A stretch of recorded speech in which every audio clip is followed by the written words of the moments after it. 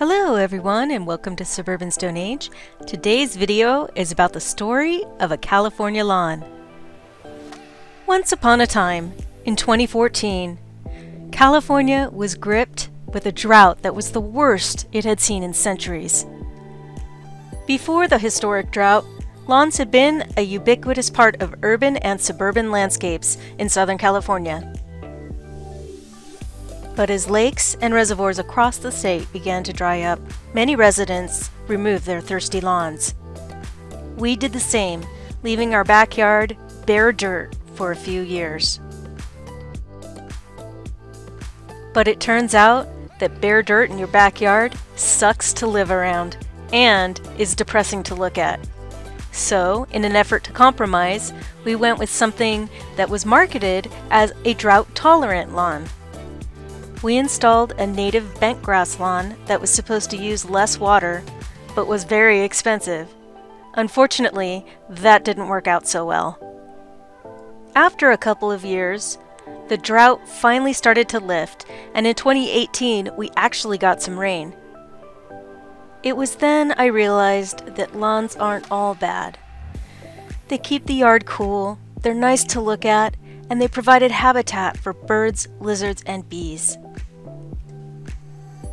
But using less water on irrigation is something that we Californians have to get used to, especially with climate change heading in a warmer and drier direction for us. Was there a way that we could keep our cool green spaces, but also honor the water conservation that we needed to enforce? And it turns out there is an answer that's working so far. I call it, if it grows, I mows. That's my technique for keeping the green in my lawn while also keeping the water usage as low as possible. Here's how we do it. First of all, you need to purge your mind of any preconceived notions of what a lawn should or shouldn't be.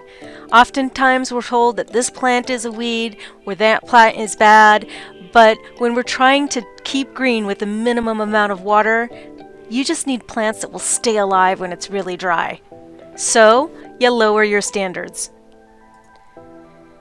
In past times, plants such as clover and dandelions were seen as weeds, but now they provide a backbone to that green space and survive with much, much lower water usage than the traditional lawn ever did. The answer that seems to be working is to leave any grass that managed to survive through the first severe drought, but then add in clover, which not only fertilizes the soil, provides shade for other plants, and looks pretty with much less water. It stays very, very green. But also, if any weeds do grow, leave them there. If they can survive in that low water environment, they are going to get mowed just like everything else. Although your lawn may not look like that manicured golf course, your lawn will still be greener with much less water. It will still make a more comfortable environment around your home and also provide habitat for wildlife, all while the neighborhood's traditional lawns are dry and brown. By changing our standards about what we think a lawn should be, trying new plants that we maybe dismissed before, and by being willing to adapt to changing conditions, we can learn to conserve water in a climate that looks to be drier than ever. Thanks for watching. We hope you'll consider drought-tolerant lawn alternatives, and if you have any questions about the things we've done in the past to address this issue, please leave us a comment.